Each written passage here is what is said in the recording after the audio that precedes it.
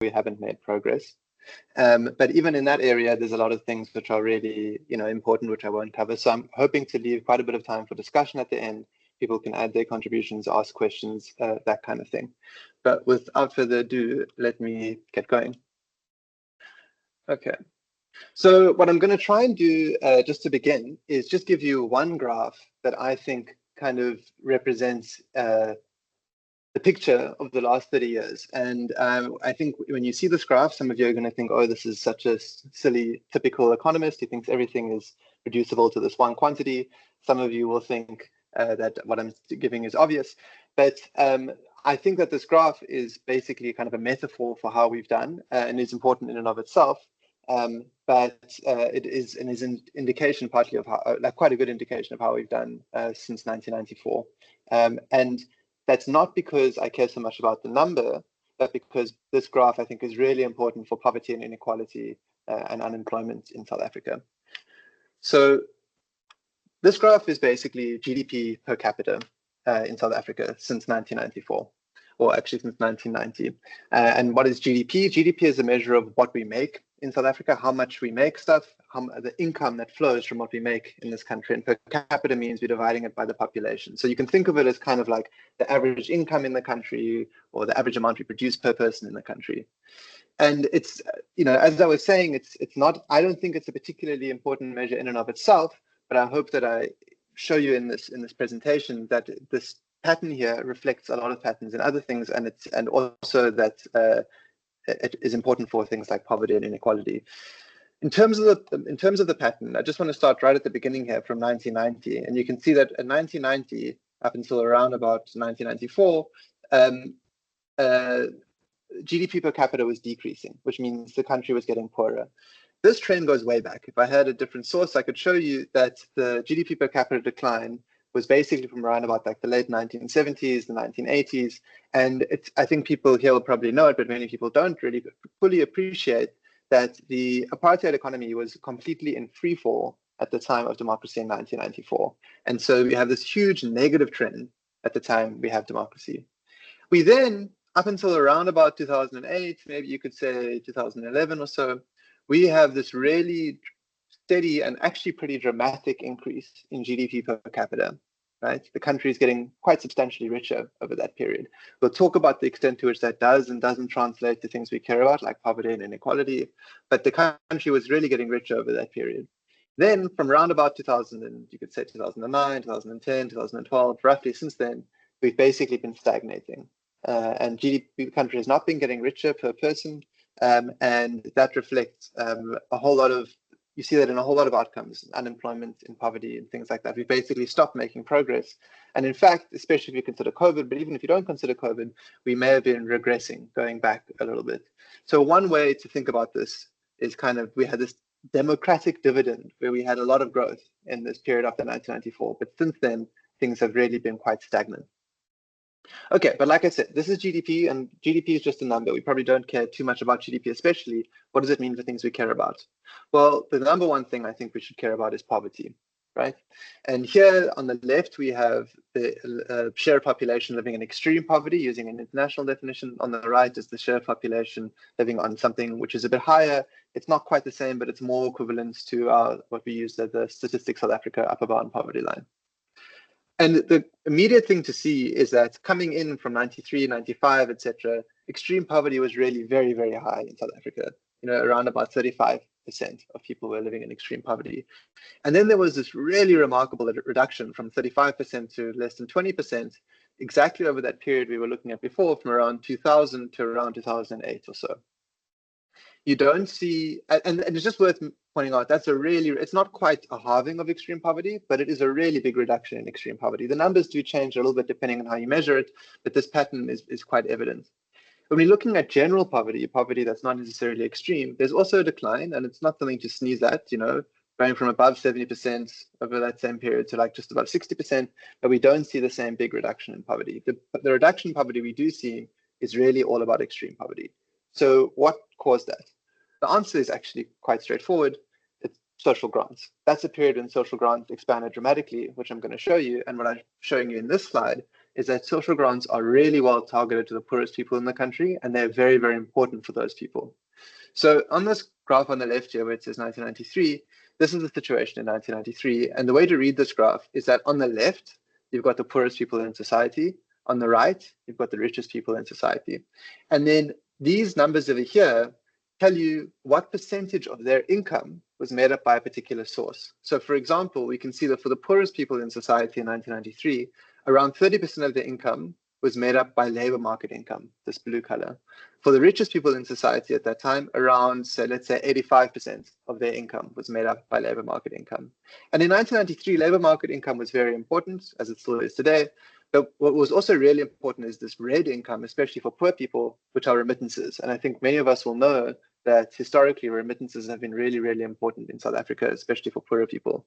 But social grants, which is this kind of purple area, was important, but wasn't as important as, remittances perhaps for some people. By 2008, the picture has completely changed. Remittances are no longer as big of a deal, and social grants are now, this purple area, hugely, hugely important for the poorest people in society. In fact, for kind of the poorest 40% of society, most of their household income comes from social grants, right? And so you can see as you get richer, as you'd expect, labor market income is more and more important. For the people right at the top, capital income is more important. But for the poorest people in society, this is who social grants go to. And without social grants, you're basically saying, without social grants, you're basically halving these people's income. So they're incredibly important for poverty and for incomes at the bottom. And that picture basically stays the same if you update it to 2017. Okay. Now, why was there such a big expansion in social grants? Some people think, I see it, you see it on Twitter, for example, and they think that, well, social grants are associated with poverty. So an expansion in social grants is a negative thing because it means more people are poor, right? That's not what happened, okay? So as I showed you just before, the country was not getting poorer over this period. In fact, it was getting richer and poverty rates were decreasing, right? There was a very, very dramatic expansion in social grants from around about 1998 up until around about 2012, which is mainly driven by this orange bar over here. And the orange bar over here is child support grant recipients. Now, the reason that there's such a huge expansion over this period is not because people are getting poorer or anything like that. It's because in 1998, the child support grant is introduced for the first time. And it's only children who are under the age of 7 are eligible to receive it. And then what we did over these following years is we expanded the eligibility criteria, and we said, okay, kids under 8, kids under 9, kids under 10, they can now receive it. We were expanding the social safety net. And this social safety net, as I showed you, is going to the poorest members of society. So we were putting more money into the poorest people's hands as we expanded the eligibility criteria for the child support grant. Until around 2012, I think, when all people under the age of 18, I mean, if they meet other criteria, but 18 becomes the age criteria. There was also an expansion in the old age grant over this period, when the age eligibility was equalized between men and women. But the story really about this expanded social grant thing here is not about the country becoming poorer, unlike people may think, but it's about the expanding social grants to reach more and more people. And social grants are a really, really good policy for getting money into poor people's hands, as I was showing you before, and are really important for reducing poverty. They're also important in other dimensions in terms of who receives them. So what this table over here shows you is, this is from 2017. You had around 56.5 million people in South Africa. You had 3.3 million people roughly receiving old age grants, and you had around 7.5 million people receiving the child support grant on behalf of children in their household. Now, it's not just the fact that the child support grant is progressive in terms of incomes. It also is progressive in terms of its gender impact, because, right, while 51% of the population is female, out of child support grant recipients, those caregivers, 97% of them are women, right? Why is that? I mean, there it's not such a happy story. It's because women have an extra care burden in the household compared to men, for reasons of patriarchy and other, I mean, I think that's the reason. But basically, as you know, women are expected to take care of children and face this additional burden. And so they are the people who look after kids, and that's who the child support grant goes to. But that doesn't take away the fact that the child support grant is a very effective way of getting money into the hands of poor women in South Africa. which of course, given the nature of this country, it's something we'll come to soon, means poor Black women. It also is the case that the child support grant goes to people who are kind of prime aged in terms of these women. They're age 18 to about 45, the bulk of them. So that's really, really very well targeted support in terms of getting money to the people who need it and who are already doing an extra burden in terms of taking care of these children. The old age grant is also progressive when it comes to gender. 66% of the recipients are women. Right, okay.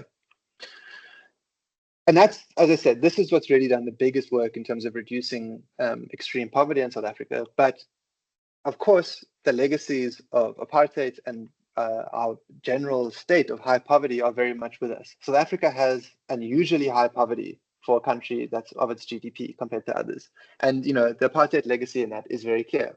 One way you can look at that really simply is just look at poverty rates by race. Again, I think people know this, but it's just worth saying these numbers out loud.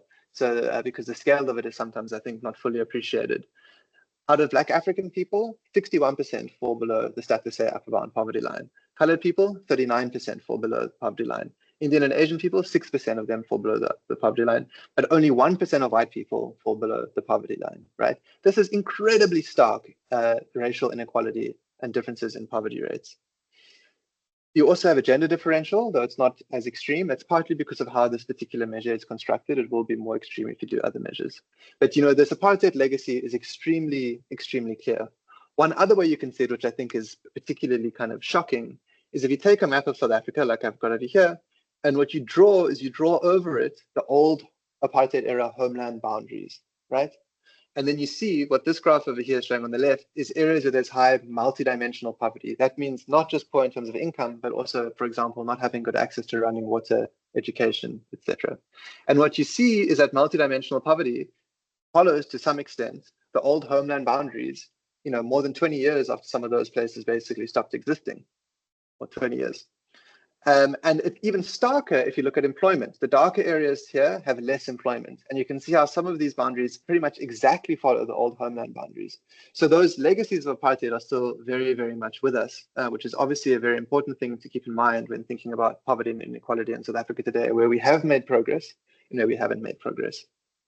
Now, one of the reasons this graph on the left doesn't follow these boundaries as closely, there are a couple of other things here, like age structure is important, but one of the reasons that this multidimensional poverty graph is not as clear as the one on the right is because multidimensional poverty, as opposed to income poverty, is one of the places we have actually made quite a lot of progress. And so multidimensional poverty says, what proportion of the population is not getting enough nutrition, has got too high of a mortality rate, doesn't get enough education, doesn't get enough access to water, doesn't have access to electricity, etc.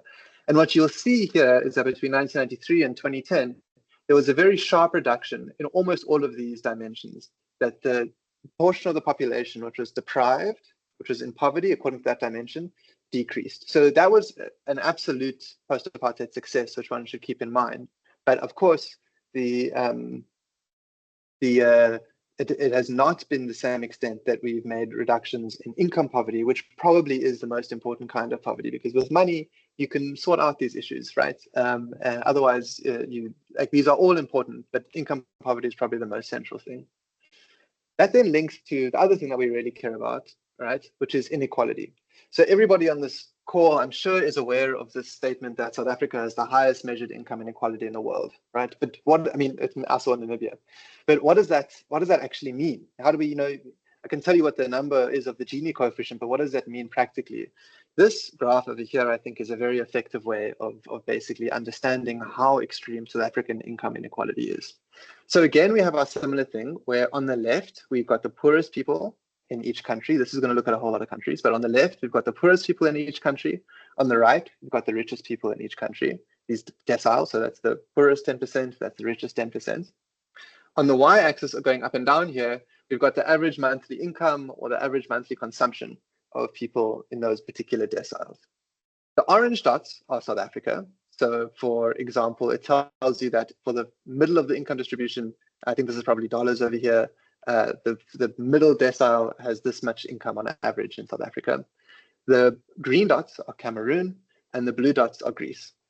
And the way to read this graph is that if you look at the poorest 10% of people in South Africa, right, they basically have the same level of monthly income or monthly consumption as the poorest 10% of people in Cameroon, right? This orange dot and this green dot are basically in the same position. So the poorest South Africans are basically about as poor as the poorest Cameroonians.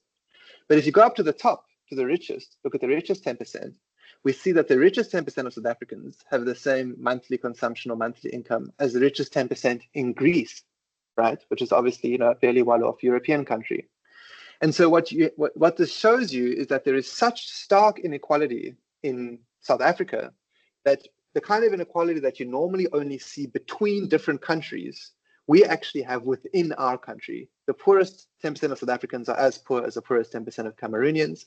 The richest 10% of South Africans are as rich as the richest 10% of Greeks. So, I think that's just a very useful way to understand how incredible South African income inequality really is. It's not just at a very high level, but it has also been increasing since 1994. There was, as I said, there was some reduction in poverty, but inequality has absolutely increased since the end of 1994 in South Africa. On the left here, we're looking at the top 1% income share, but you can do a number of measures. You can use the Gini coefficient, you could use things called the Teal index, which we'll talk just now. There's a whole lot of different ways you can measure this, but the story is basically that income inequality in South Africa has increased. It's a lot harder to get at wealth inequality because wealth is quite difficult to measure, but you also see that if you look at wealth inequality, South Africa is this black line at the top, that our wealth inequality has also increased over this period from what were already extremely high levels, right? So in 1994, around the richest 1% held around, in terms of wealth, held around 50% of the country's wealth. Whereas by, here they stop at 2016, you had maybe the richest 1% owning around 55% of the country's total wealth.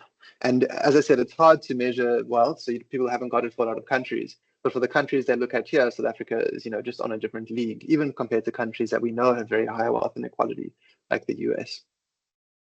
Okay, so inequality has increased.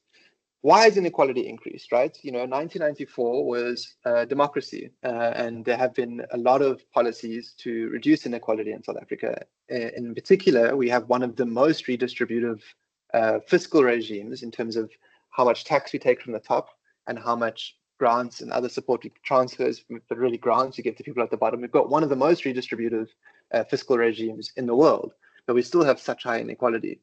One way to think about it is about inequality between racial groups and inequality within racial groups.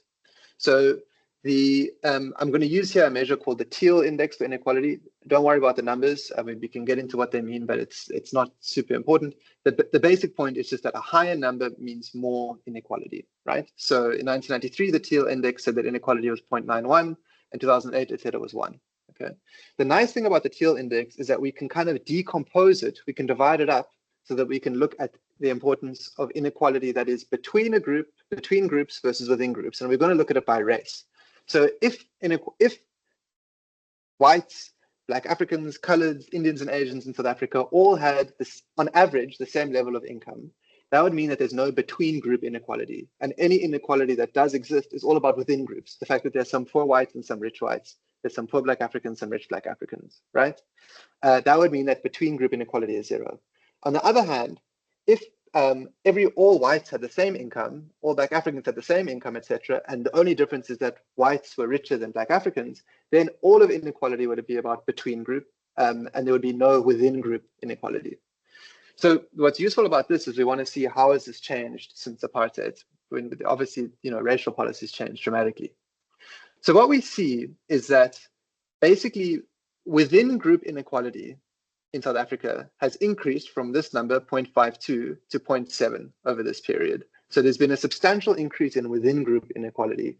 And that actually makes sense, right? Because apartheid, one way to think about it, was that it was this terrible feat of structural engineering, which ensured that all of white people would be at the top. And if a white person fell down the income distribution, there was all the support to get them up to the top again. Whereas Black people are obviously forced right at the bottom, and there were all these limits pushed on Black people that didn't allow them to get to the top of the income distribution. So when that regime collapses, of course, now you're going to have some changes. You're going to have some decompression. Now whites might be able to, they're not going to be as supported by apartheid policies, and some of them may become poorer. Black Africans or black people in general are not going to have these hard ceilings that they used to have and will be able to become richer. So you do expect some within group inequality to increase, which is exactly what happened. Inequality within racial groups increased.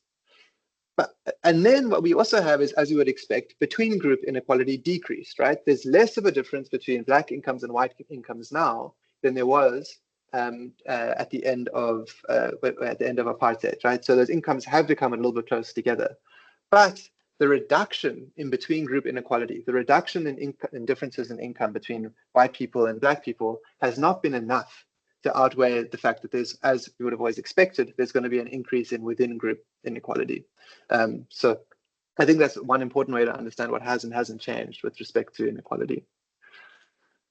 Okay, now poverty and inequality in South Africa is fundamentally about the labor market, all right? The question of who is poor and who isn't poor is fundamentally driven by, do you have a job or don't you have a job? As that margin, as you were talking about in terms of extreme poverty, social grants, etc., are very important. But the single biggest determinant of whether you're poor or not is whether you have a job. In terms of inequality as well, it's not like this for all countries, but for South Africa, the labor market overwhelmingly drives and explains inequality. So the reason that some people are rich and other people are poor, for the most part in South Africa, is that the rich people have higher paying jobs, and the poor people either have low paying jobs or don't have jobs at all. So the labor market really is what explains our poverty and inequality. And our labor market is basically broken, right? We have world-beating levels of unemployment. Like this is like maybe 2 quarters out of date. And by the narrow definition, South African unemployment is around 32%. By the broad definition, around 41%. To give you an idea of how extreme that is, during the Great Depression in the US, which was this moment of absolute national crisis, which scarred people for generations, it changed their country forever. You'll read endless books about it, watch movies about it, etc. During the Great Depression in the US, the absolute peak of unemployment was 25%. So our regular South African reality every day is worse than the worst it ever was in the US during the Great Depression, which was some kind of massive traumatic event for them. The thing is, there have been declines. There were actually very real declines in unemployment during that high growth period from around about 2000 to around about 2008. But since then, we've had stagnation and actually an increase in unemployment rates. And even then, unemployment is just generally, the level is really, really high. Okay, so what explains our very high unemployment rates? We're now going to go and look at another kind of cross-country comparison. So over here, on the y-axis, we have what's called wage and employer employment, but you can basically think about this as formal sector employment. Okay, so we're excluding the informal sector for now. And on the bottom, this x-axis, you've got GDP per capita again, right? So if you go towards the right, you've got a country with a higher GDP per capita. It's a richer country. If you go up, you've got a higher proportion of your working age population in a formal job.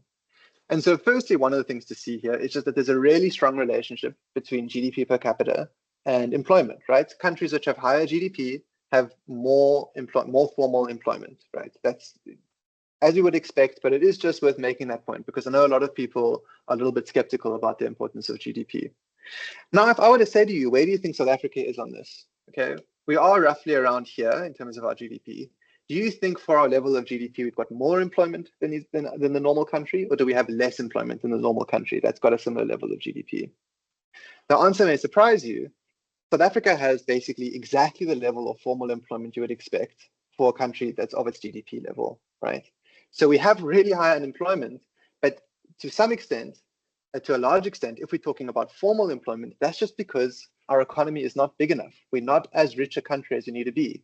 The way to increase formal employment is to grow the economy, to have more business happening, to have more people buying stuff, to have more businesses employing more people to deal with that. And then people have more incomes, reduces poverty, etc. And so South Africa, in terms of formal employment, is slap bang in the middle. And that means our formal employment challenge is one of economic growth, right? You often hear stories that economic growth in South Africa was not particularly labor absorbing, exclusive growth, etc. And to some extent, that's not complete. There are periods where that has been the case. But in general, economic growth in South Africa has been very labor absorbing. So this graph, just be a little bit wary of how you interpret these 2001 to 2003 numbers. I'm a little bit unsure. There's difficult data stuff in that period. But what it does, it starts at the 1991. Going right is an increase in GDP. Going up is an increase in formal employment. And you see that from 1991, we were getting poorer, as we saw, that until about 1993, 1994. And then we started growing, but very slowly, right? Each year here, there's just a small move to the right in terms of how much we're growing. From around 2002, 2003, etc., especially from 2003 and 2004 onwards, each year we're growing a lot. We're making big jumps to the right. And not only are we growing a lot, but employment is jumping a lot. We're also making big moves going up. So this is the kind of labor absorbing part of South Africa's economic growth, high growth, and actually quite a lot of labor absorption, despite what people sometimes think. Since 2008, however, we went backwards, which is the global financial crisis, as expected. 2010, we went down there, that's low employment. But the kind of really sad thing after this period of high growth and employment growth is that since around 2010, we've basically just been muddling around in a circle over here, right? We've grown a little bit, then we've shrunk a little bit, employment's gone up a little bit, then employment's gone down a little bit. So we're basically stuck in this stagnant area here in terms of formal employment and GDP growth. And that, again, I think speaks to the importance of getting GDP growth growing again so that employment grows again. But GDP is not the whole story, as I was saying, right? We have very high unemployment for a country of our GDP, but our formal sector employment is what you would expect for a country of our GDP.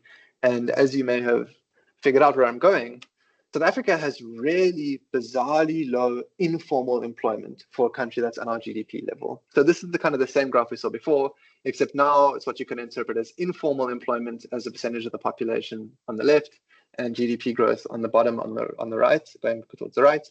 And what you see here is, as you would expect, as countries become richer, the share of population that's in the informal sector shrinks, right? That's what you would expect. But South Africa has the informal sector is way too small, right? We seem to think, and people are often quite hostile to the informal sector in South Africa.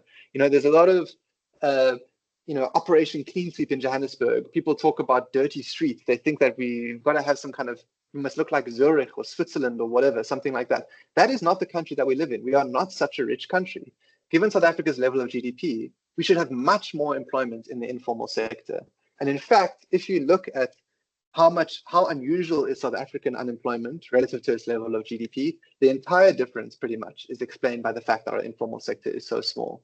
And why is our informal sector small? So everybody has theories. Maybe, as I said, there's a lot of, I think, really badly, terribly misplaced hostility to the informal sector in South Africa. So cities regulated out of existence and not even regulated, send in metro cops to go and beat people up and destroy their stores. There's a question about the formal sector and whether it's too competitive and it's difficult, it's got too much reach, our big retail sector. There's a story about the reservation wage, which I think is not quite right. There are also stories about maybe we just have a small informal sector because of land dispossession. And in other countries, the subsistence agriculture sector is an important story. Either way, the point is just to make the point that if you want to understand unemployment in South Africa and why we're not like other countries, one of the big reasons, yes, we need to grow, right?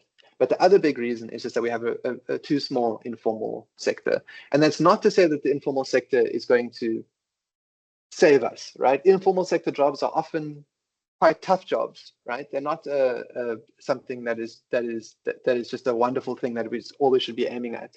But the current hostility to the informal sector in South Africa is really very self-destructive in terms of employment and therefore in terms of poverty. I mean, there's also statistics that show that informal sector is particularly effective at reducing poverty because it is poor people who go in and out of that sector.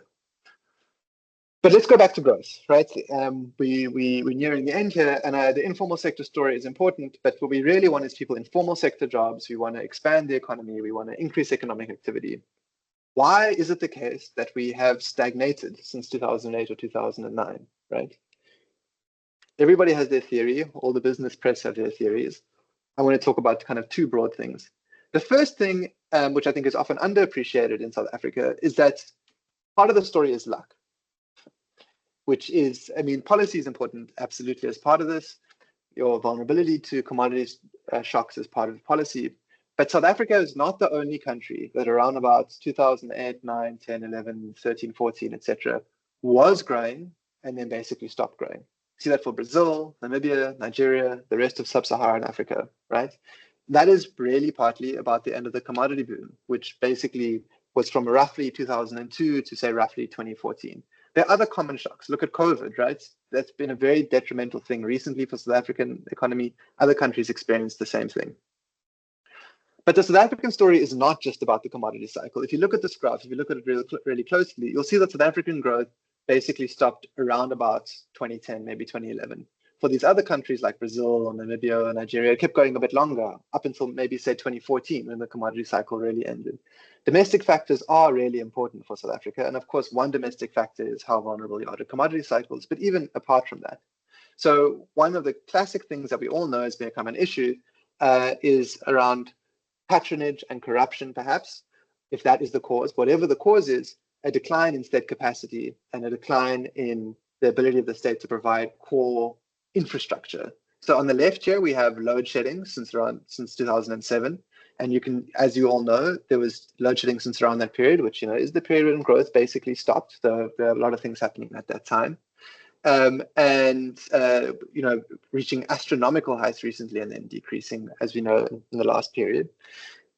The other thing that I just want to draw attention to is, you know, which to me is really like an indication of what I would call de-development, is the collapse of railways, right? This red line here is passenger rail in South Africa. Over here, we have what passenger rail, what the journeys were like in 2008. And basically, you have this incredible decline in passenger rail from around about 2008 to around about 2020, when you basically had no passenger rail happening at all. That is the collapse of core infrastructure. Passenger rail is important for people because it's about how much money they spend on getting to work. It's also really important for the economy as a whole. If you decrease mobility, that's a catastrophe. We also, as you know, for this yellow line here, we have Transnet. That's freight rail, also declining, not so much over the same period, but since then. And there seem to be quite good reasons to expect that these declines in rail are partly related to things like patronage in PRASA and Transnet, but I'll leave that for everybody else to discuss. Okay, so this is my last slide. What are the kind of big structural impediments to growth? If I've persuaded you that growth is really important, what are the big things? Now, the things I've listed here are not exactly original. You know, you'll see them in any newspaper, you'll see them in any government presentation. But I think they are really important to just emphasize again. Just because they're obvious and maybe a bit boring, doesn't mean they're not crucial.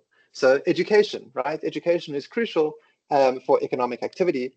We should also just be aware, you know, like, separate about the economic effect, it's just a human disaster if 40% of grade 4s cannot read for meaning. You know, reading and education is important for your economic activity, but it's also just important for you to live as fulfilling a life as you can. The electricity crisis we've spoken about. Transport, we've just touched on. Transport goes far beyond, you know, trains and that kind of stuff. It also talks about the spatial form of our cities where people live far away from their jobs.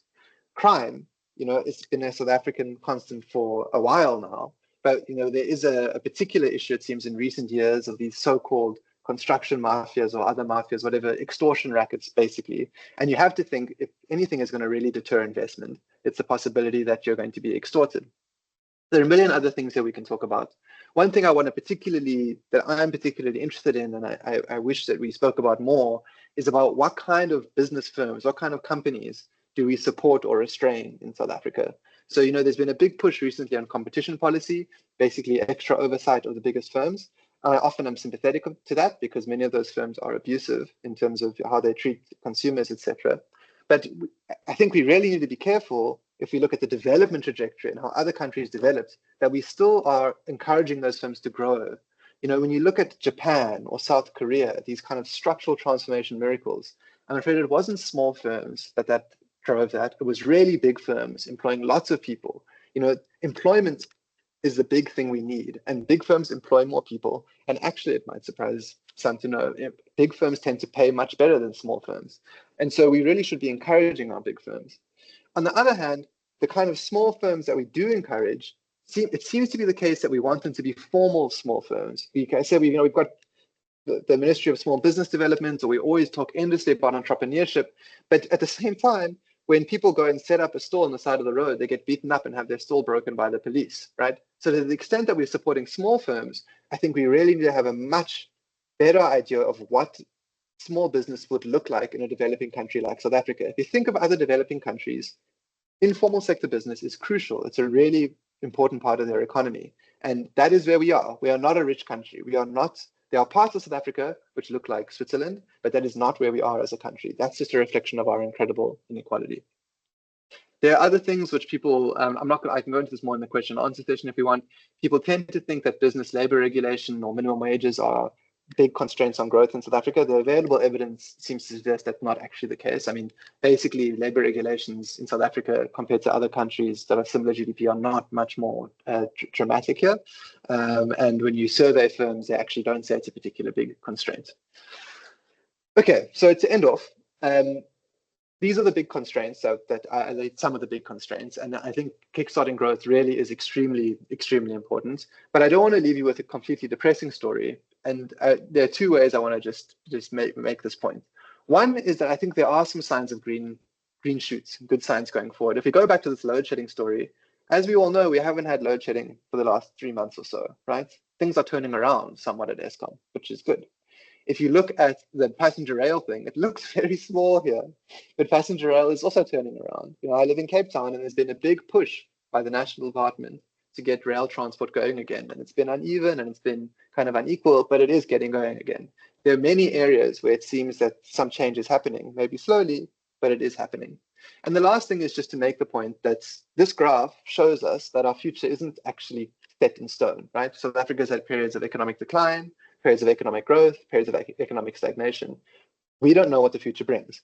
Part of that is about luck, you know, what is happening in the rest of the world economy, but also an important part of it is what we do and what kinds of policies we implement for the future of South Africa. Thanks very much. Thank you, Josh, and thank you everyone for joining our webinar today. And I hope you found it very informative and valuable. And thanks, Josh, for a valuable, informative session. And we would love to hear feedback from you guys. And I've put in on a chat where you can take a survey and tell us how did you find the session. And we'll really appreciate. And there's a question on the chat, Josh. I don't know whether you'd like to take that from Anna. I'm just looking to find it. Okay, yes, I can read it out to you. Yeah. There are pros and cons in everything. What are the disadvantages or risk associated with these grants?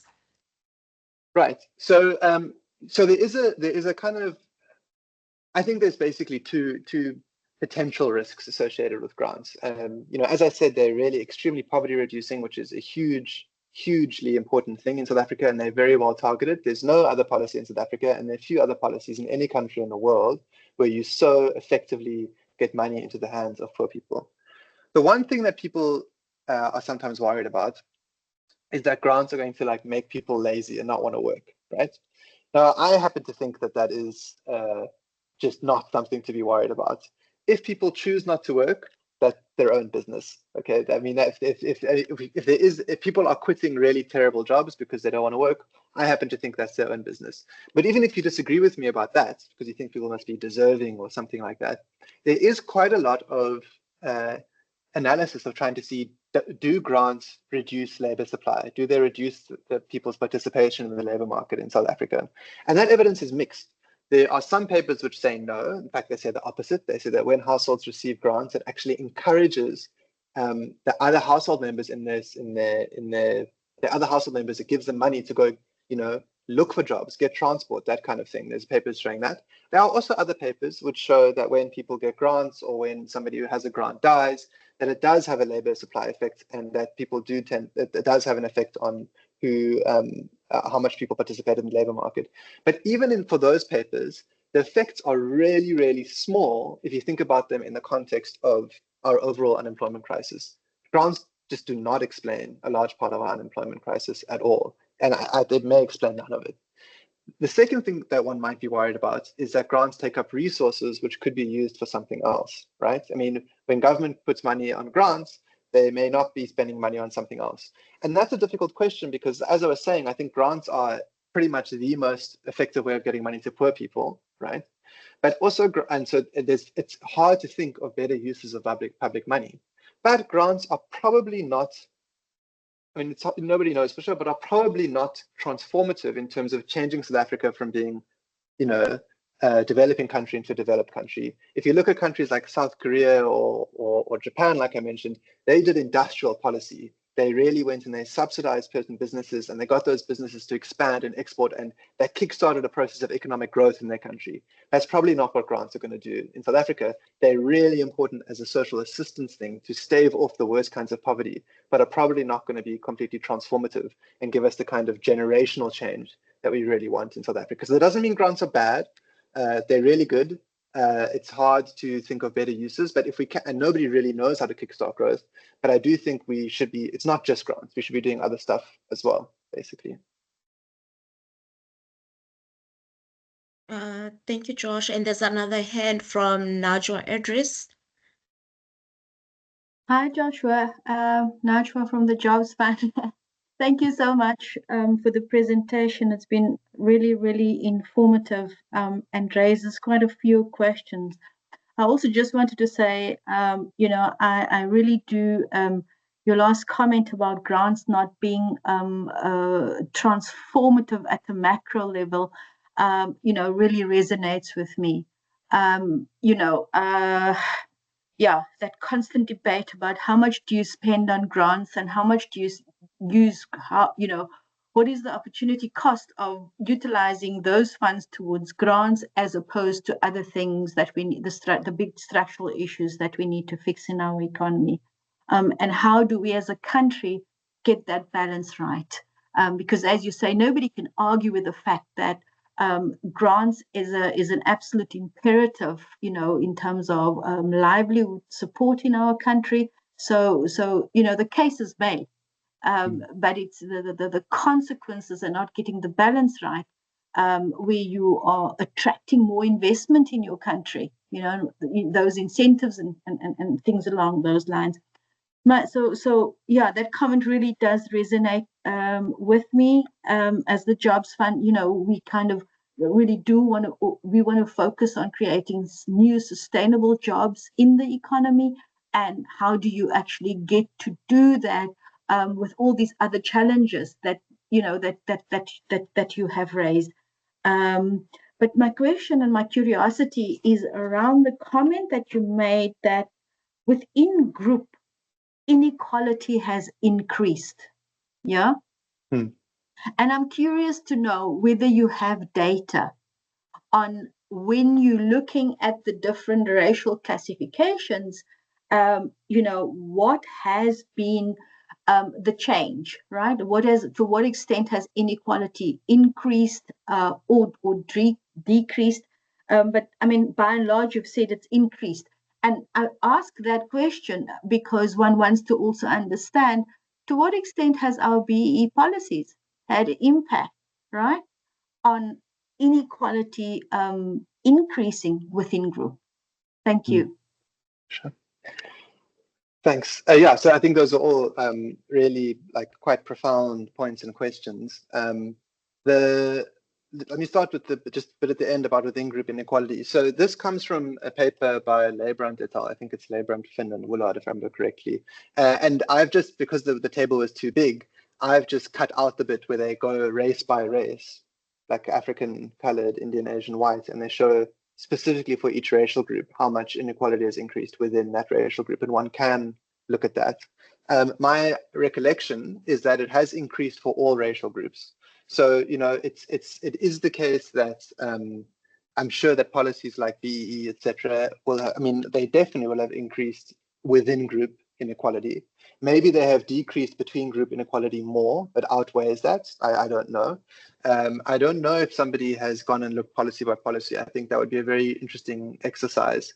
But the story about this within group inequality, like I tried to say, I think it would be very peculiar. It would be kind of miraculous if within group inequality had not increased after the end of apartheid, because apartheid compressed people into these different bands. And then those bands were removed, legally removed, so people could go out of those bands. And so for me, the way that I think about this is that within group inequality has increased, and maybe, one may certainly take issues, at least with certain versions of BEE, and say that that's been a problem. But the other side of the story for me is that between group inequality is not decreased enough. And one way to see that between group thing isn't decreased enough is those poverty rates that I showed. The fact that poverty is still so overwhelmingly loaded along amongst Black people, amongst colored people, I think shows that side of the coin. But I think it's a really interesting question. I think that like looking at those particular policies, and I can refer you to this paper if you're interested. It's in Development Southern Africa, if you want the specific details where they talk about this. The opportunity cost question about grants, I think it's like, for me, it's like the main question about grants. What else could we be doing with that money? Could it be done to better use? And the difficulty is that nobody, I think, really knows in the world. Everybody's got theories, this is how we get growth going, but nobody actually knows how to do it. And so it's difficult to say we take away money from grants, or maybe rather saying we don't do a basic income grant, and instead we're going to use it on transformative policies, when those policies may do nothing because nobody really knows how to do it. I think that we do need a lot of policy experimentation around issues that are going to structurally transform the country, because structural transformation is so important and makes the country better for generations to come. But I agree that it's a really big question, and I don't think there are easy answers there. Thank you so much.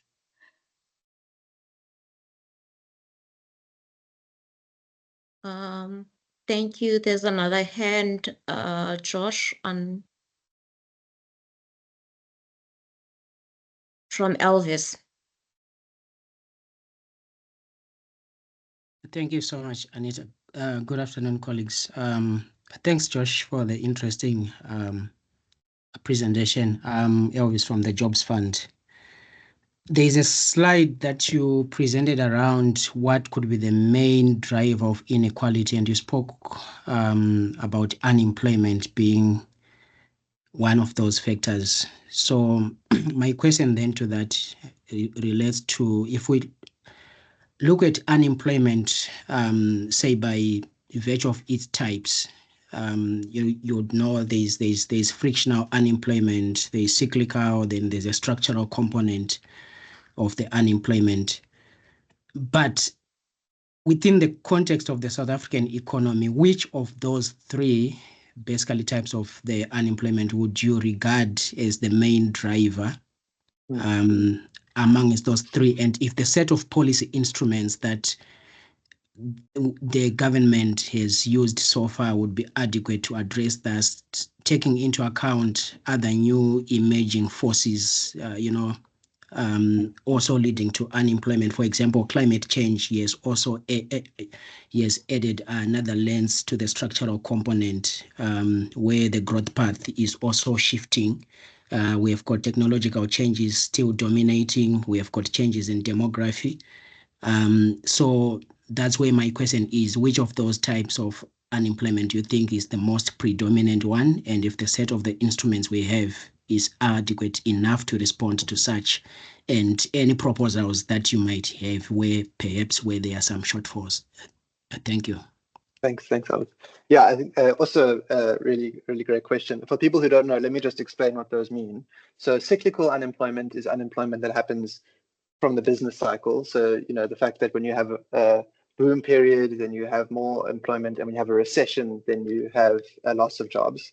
And so it's not kind of long run stuff. It's about the state of the economy as it goes, because economies always go through up and down fluctuations the whole time. Frictional unemployment is when people are basically unemployed because they're moving between jobs, or it's hard. A job is there for them. An employer wants to hire somebody, but they can't find that person because it's difficult to find the right people, and it's difficult to find jobs. And structural unemployment, people have a lot of different definitions, but probably the most useful way to think about it, I think, is just that if there are just not enough jobs for the number of people who are looking for work. And I think, even just saying it like that, I think makes the answer pretty obvious. In South Africa, the issue is structural unemployment, right? The fact that we just do not have enough jobs for people.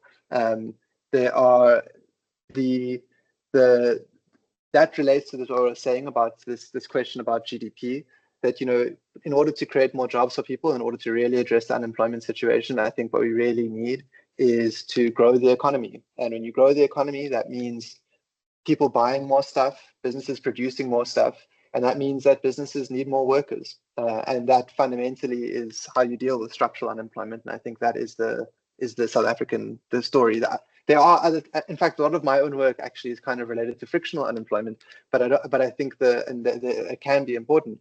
But I think structural unemployment is the big issue. And then I think that's a really good question about, are government policies addressing that if that is the key issue. And for the most part, I don't think so. It's really a tough thing to deal with because it is fundamentally about expanding the size of the economy, growth. So it's a hard thing to deal with. Many policies, you've got all these active labor market policies, which may do things like, help people with job search. They may provide reference letters, even something like the employment tax incentive. That could have an effect on structural unemployment, but probably be quite marginal. And in my own research, I think it probably hasn't had much of an effect. But the big structural stuff that we need really is to kickstart growth and kickstart labor absorbing growth. That doesn't mean like letting, just saying capitalists go fly, do your thing, we don't care what you do, right? We want to, in these other countries which have succeeded, they've managed to kind of cajole through subsidies or through regulation or whatever that jobs work in the correct areas, and they're areas where we have an advantage and where the future is going and which will employ people. But that's a really difficult job. It's hard for businesses to know that. It's hard for government to know that. And I don't have particular policy suggestions, I'm afraid. What I would like to see, though, is more commitment to experimenting and trying things and trying big policy, not sticking with something like, I'm afraid to say, the employment tax incentive, where there's just no evidence that it has worked. I think it was worth giving it a go, but there's no evidence that it's worked, and it was recently extended for 10 years or something. Let's try some more kind of transformational policies and evaluate them rigorously and just see what works, because we don't know. You can only know by trying things out.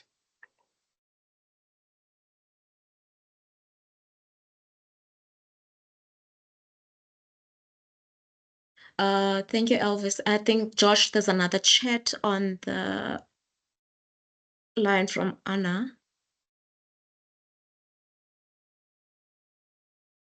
Okay, thank you so much, sir, for an insightful presentation. We are appreciative.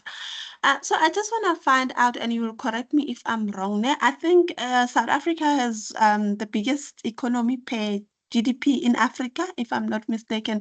So then how then do we explain the highest unemployment rate, or there is no correlation? And what objective tools do they use to come to such a conclusion? Is it just estimation? Are they thumb-sucking? Or Thank you. Cool. Yeah, I think another good question. So I don't think these days South Africa has the highest GDP in the continent. I think Nigeria's GDP is bigger, but of course Nigeria is just a much bigger country with many more people. We certainly have one of the highest, if not the highest, I'm not sure, but one of the highest levels of GDP per capita, right? Which is how rich we are, taking into account the size of our population. And that's where especially when you compare to other African countries, that's where you really see this graph over here, which says that basically, and this is actually something that I'm actively involved in research on, that basically compared to other countries in Africa, which have similar GDP to us, those countries have lower unemployment mostly, because, well, I mean, I think actually all of them do, but they have lower unemployment because they have a large part of their population working in the informal sector, right? And that may be, doing retail in cities. A large part of it is subsistence agriculture or self-account agriculture, people farming on small plots and selling stuff. And in South Africa, that sector is really, really small. And why is that? I think that there are kind of unanswered questions as to like why that is. The reason that I'm doing research on it is that with some people, we're trying to look at the effect of access to land and whether that explains part of the difference. But yeah, the informal sector story is, South Africa is really unusual in general, but especially compared to the rest of the continent in terms of the size of our informal sector. In terms of where these stats come from, I mean, it's a really good question in particular for this because it's really hard to measure the size of the informal sector. But basically, people do things like household surveys. GDP stuff comes from surveys and also government accounts. This kind of statistic, I think, in general, is pretty reliable. You're completely correct, though, especially when one talks about informality. The particular numbers will jump around depending on how you define it and are you counting subsistence agriculture and all kinds of things like that. But in general, this pattern is actually really robust to the number of different ways you measure it. I mean, when people talk about the informal sector, they're like, what if we're mismeasuring it? And they say, okay, assuming you're mismeasuring it by this much, the pattern still holds. It's really such a big issue that it's not plausible that it's completely explained by mismeasurement.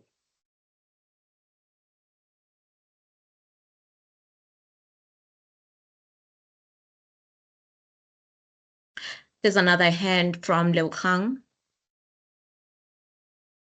Oh, thank you, Chairperson.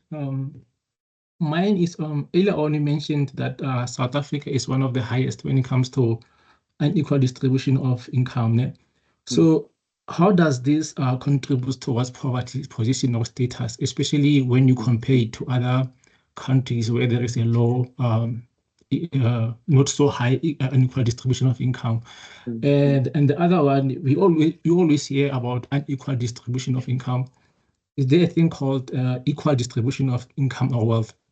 Thank you. Sure.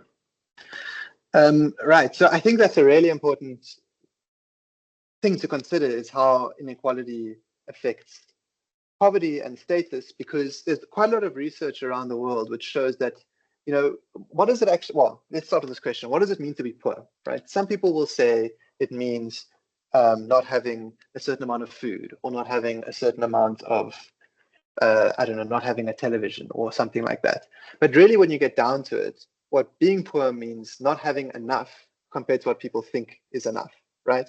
And so in a country like South Africa, in a country like the US, you know, not being able to afford a television might be seen as a marker of being poor. In South Africa, it might be not being able to afford a radio might be a marker of being poor.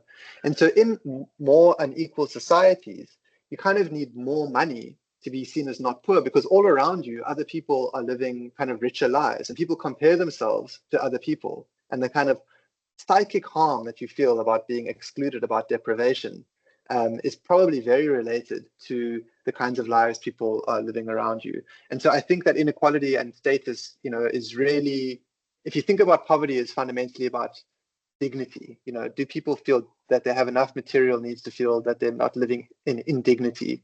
Then inequality, I think personally, is really quite important for that. And there is research which looks at that. And of course, when you take that into account in South Africa, then poverty statistics increase because we are so unequal. In terms of like equal distribution, I don't, you know, there's no country where you have a completely equal distribution of income. That just doesn't exist. And you probably wouldn't expect it to exist, right? Unless you literally forced everybody. You know, some people get lucky, some people get unlucky in a variety of different ways. And so you expect some inequality. But in South Africa, the kind of inequality that we have is so extraordinary that it's, you know, I think we all know this. It obviously can't be explained by luck. It's about enduring legacies, intergenerational transmission of inequality and poverty and privilege. And so yeah, the point is to try to get it more equal, but not necessarily to make it completely equal, for sure. That doesn't, as I think you're suggesting, it doesn't exist.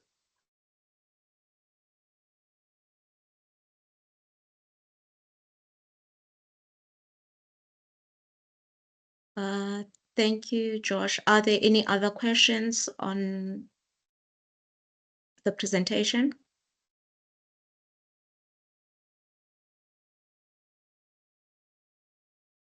Perhaps just Lubuntu, if I can, it's Najwa again. Okay, I want to ask, are we making the distinction between informality and self-employment? Yeah. You know, I mean, perhaps something that goes towards an answer as to why we, you know, you've presented some thoughts about why the informal sector, you know, might not be as large as they would be in other countries at the same level of GDP. But I think when we also, you know, there's the regulatory issues and all those kind of other barriers that you've raised. But one of the things that we often don't touch on is the policies that we introduced post 1994. So one of the key tenets is around education, right? And given our history, there was, you know, there was a decision made that what we value as a society is to have, you know, university education, right? And so we strove to make sure that everybody had access to university.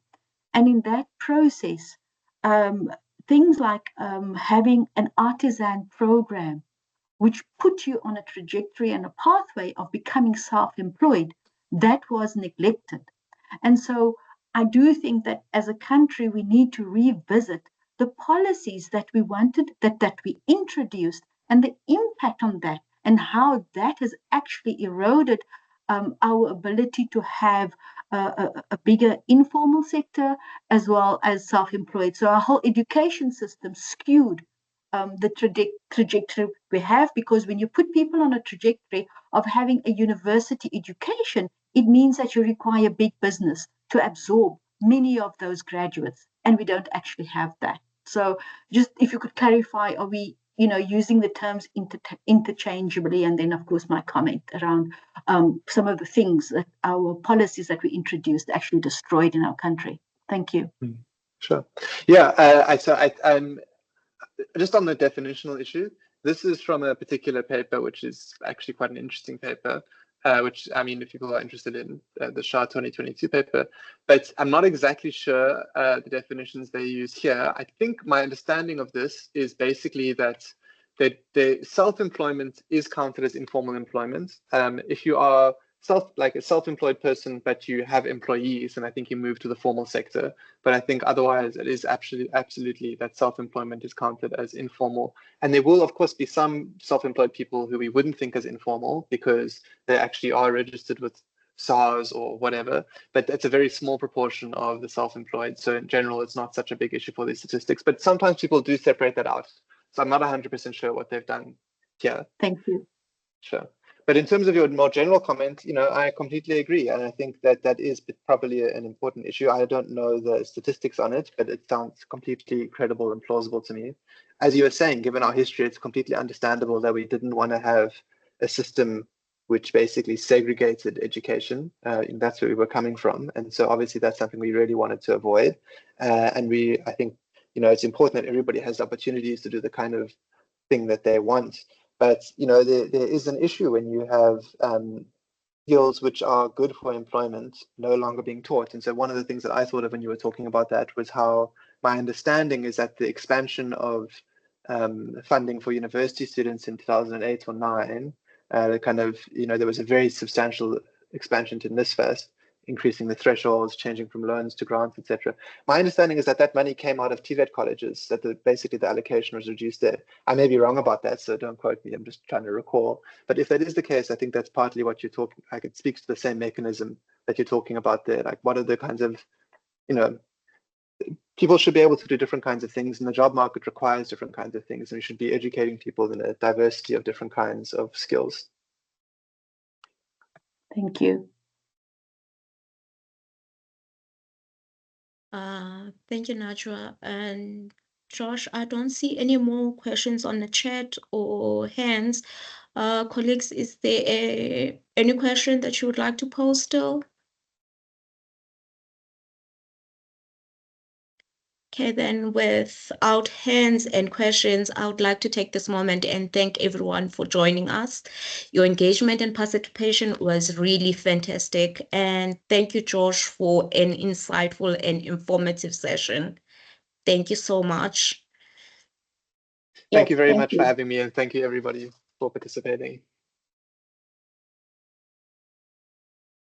Thank you. And once more, the presentation is available on our social media site, YouTube, and on the GTEx Knowledge Hub.